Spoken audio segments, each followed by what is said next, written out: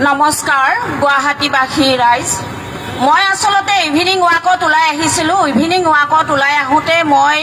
মীৰা বৰঠাকুৰ বাইদেউৰ ইয়াতে যি কেনভাছ চলি আছে বাইদেউৰ হৈ ইয়াতে বক্তৃতা দি থকা শুনা পালো আৰু শুনা পাই মই দৌৰা দৌৰিকৈ এইখিনিলৈকে আহিছো মই মীৰা বৰঠাকুৰ বাইদেউক কোনো দলৰ হিচাপে মই সন্মান নকৰো মই বাইদেউৰ ব্যক্তিত্ব সন্মান কৰো মই বাইদেউৰ বজ্ৰকণ্ঠক সন্মান কৰো মই লগতে আপোনালোকক ক'বলৈ বিচাৰিছো মই এগৰাকী সাধাৰণ মহিলা মই এগৰাকী শিক্ষয়িত্ৰী অসম চৰকাৰৰ দ্বাৰা বঞ্চিত এগৰাকী শিক্ষয়িত্ৰী মই কোনো ৰাজনৈতিক দলৰ নেত্ৰী নহয় মই আপোনালোকক ক'বলৈ বিচাৰিছো গুৱাহাটী লোকসভা সমষ্টিৰ সমূহ ৰাইজক মই ক'বলৈ বিচাৰিছো আপোনালোকে নিজে এবাৰ কথাবিলাক ভাবি চাওক আজি আমিও সকলোৱে সন্মানেৰে আমি বিজেপি চৰকাৰক আমি আহ্বান কৰিছিলো সাধাৰণতাই আমি আহ্বান কৰিছিলো কিন্তু বিজেপি চৰকাৰ আহি অসমত আমাক কি কৰিলে মূল্য বৃদ্ধি এনেকৈ বঢ়াইছে এতিয়া মেডিচিনৰ বৃদ্ধি এনেকৈ বঢ়াইছে এখন কল্যাণকামী চৰকাৰে অসমত বা গুৱাহাটী মহানগৰীত দলং বনাই দিয়া ব্ৰিজ বনাই দিয়াই উন্নতিৰ কাম বুলি আমি নাভাবো আমি শিক্ষিত মানুহ হিচাপে আমি অসমৰ নাগৰিক হিচাপে ভোটাধিকাৰ হিচাপে আমি সেইটো আমি আসলতে ভবাটো অনুচিত কাৰণ তেওঁলোকৰ কৰ্তব্য আৰু দায়িত্ব যিকোনো এখন চৰকাৰে অসমত হওক গুৱাহাটীত হওক দলং বনোৱা ৰাস্তা ঘাট পদূলি ভাল কৰাটো তেওঁলোকৰ দায়িত্ব তেওঁলোকে কাৰ টকা পইচাৰে কৰিছে তেওঁলোকে আমাৰ টকা পইচাৰে কৰিছে সময় মোৰ হাতত কম আছে কাৰণ মোক 2 মিনিট সময় ক'বলৈ দিছে গতিকে মই ইয়াতে আজি এই প্লেটফৰ্মৰ পৰা অসমৰ মহিলা আৰু আমাৰ গুৱাহাটী লোকসভা সমষ্টিৰ মহিলাক মই ক'বলৈ বিচাৰিছো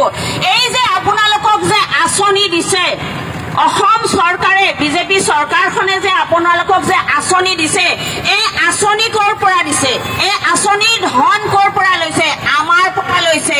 আমাৰ টেক্সেৰে লৈছে যেনেকে এটা পৰিয়ালত নিজৰ হাজবেণ্ডে কৰবাৰ পৰা ধাৰ কৰি আনি পৰিয়ালটোক পোহপাল দিলে সেই হাজবেণ্ডজনৰ এদিন কি অৱস্থা হ'ব ঠিক সেইদৰে বিজেপি চৰকাৰে ধাৰ লওঁতে ধাৰ লৈ ভোট কিনোতে বিজেপি চৰকাৰখনে অসমখনৰ কি অৱস্থা কৰিব আমাৰ মহিলাসকলে এবাৰ ভবাটো দৰকাৰ এই বিজেপি চৰকাৰখনে 2016 চনত আহি অসমত 2017-18 চনত এখন আমাৰ শিক্ষকসকলৰ কাৰণে এখন শিক্ষক হত্যাকাৰী এখন আইন আনিলে যিখন আইনৰ কাৰণে আজি অসমত 25-30 বছৰ শিক্ষকতা কৰা শিক্ষকসকলক হত্যা কৰিলে অৰ্থাৎ স্কুলবিলাক বন্ধ কৰি দিলে তেওঁলোকে এই আইনখনৰ জৰিয়তে কিছুমান ধাৰা উপধাৰা দি পেলাই তেওঁলোকে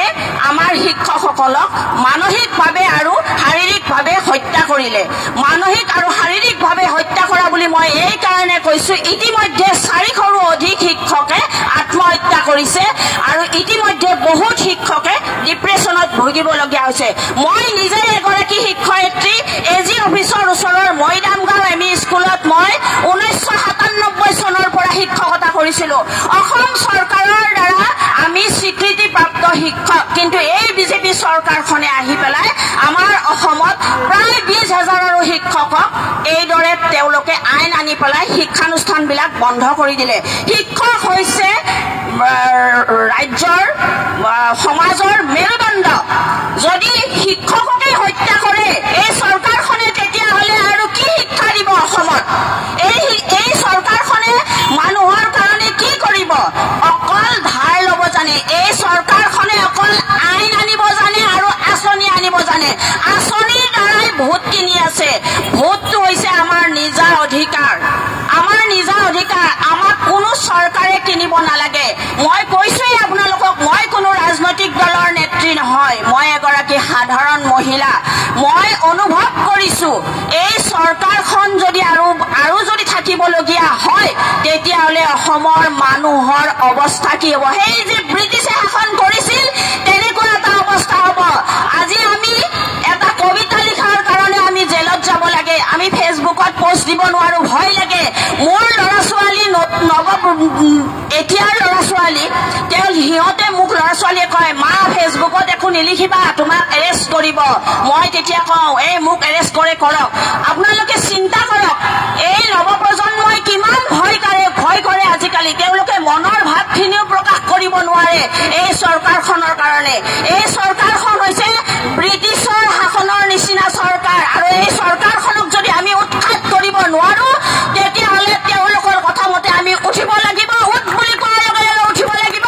বহ বুলি কোৱাৰ লগে লগে আমি বহিব লাগিব আৰু সভাখন কি কৰিব চাবুক লৈ কোবাব আপোনালোকে মনত ৰাখিব সেইকাৰণে হয়তো মহিলাসকলে বেয়া পাব পাৰে ইয়াতে হয়তো কোনোবা অৰুণোদয় আঁচনি পোৱা মহিলা থাকিব পাৰে কিন্তু আপোনালোকে এবাৰ চিন্তা কৰিব এই আঁচনি ধন ক'ৰ পৰা দিছে ধাৰ লগাইছে আৰু ৰিচেণ্টলি তেওঁলোকে 1000 কোটি টকা আকৌ ধাৰ লৈছে মুঠতে এইখন চৰকাৰ হৈছে ধাৰৰ চৰকাৰ খালি ধাৰ ল'ব আৰু ভোট কিনিব ধাৰ ল'ব আৰু ভোট কিনিব সেয়া আপোনালোকক কৈছো মীৰা বৰঠাকুৰ অকল লোকসভা গুৱাহাটী লোকসভা সমষ্টিৰ কাৰণে তেওঁ উঠা নাই যদিও তেওঁক নামাকৰণ কৰা হৈছে গুৱাহাটী লোকসভা সমষ্টিৰ কাৰণে মীৰা বৰঠাকুৰ এগৰাকী এনেকুৱা বজ্ৰকণ্ঠৰ এনেকুৱা সৎ সাহসী মহিলা তেওঁ গোটেই অসমৰ মহিলাক প্ৰতিনিধিত্ব কৰিব আপোনালোকে চাওক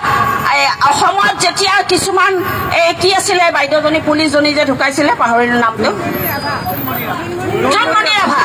জোনমণি ৰাভাৰ যেতিয়া হত্যা হৈছিলে জোনমণি ৰাভা এক্সিডেণ্টেই হৈ মৰক বা যেনেকেই নমৰক কিন্তু জোনমণি ৰাভাৰ ওচৰত মুখ্যমন্ত্ৰী নগ'ল কিয় নগ'ল জোনমণি ৰাভাৰ ওচৰত বিজেপিৰ কোনো মহিলা কৰ্মী নগ'ল কিয় নগ'ল কোনে তেতিয়াহ'লে আমাক ছাপৰ্ট কৰিব গতিকে এই মহিলাসকলে আচলতে বুজি পোৱাটো উচিত মীৰা বৰঠাকুৰক আপোনালোকে আপোনালোকৰ বহুমূলীয়া ভোটটো দি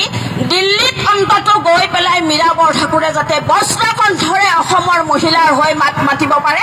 অসমৰ ৰাইজৰ হৈ মাত মাতিব পাৰে আপোনালোকে নিজৰ নিজৰ বহুমূলীয়া ভোটটো দি মীৰা বৰঠাকুৰ বাইদেউক আপোনালোকে জয়যুক্ত দেশক গদি মিডিয়াৰ কবলৰ পৰা বচাওক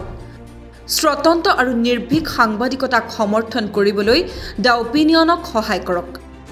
আপুনি যদি ফেচবুকত চাই আছে তেনেহলে ফলো কৰক আৰু